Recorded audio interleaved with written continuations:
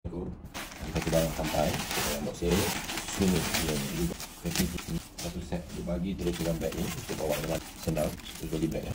Ni dia punya tujuan, getah dia lembut, bag tempered glass, brand Swim Fit Inspiring Dream.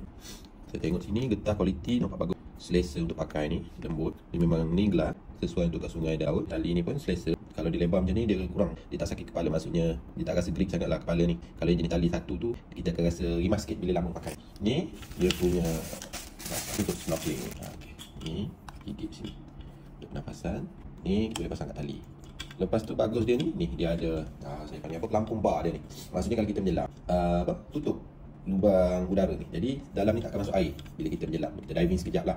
Contohnya diving nak tengok ikan kat dalam sikit. Lepas tu kita naik tu kita tak perlu hembus. Naik tu bar ni akan terbuka, kita boleh bernafas. Kita okey. Ni kita boleh adjust lah. Pusing. Yang ni kita boleh cabut. Kita pasang kat tali. Memang bagus design dia. Pasang kat sini. Jadi bila kita nak pakai tu baru kita pasang ni. Ni boleh pusing. Keselesaan lah. Swim Fit. Okay. Sekejap saya akan rekod video saya pakai sikit.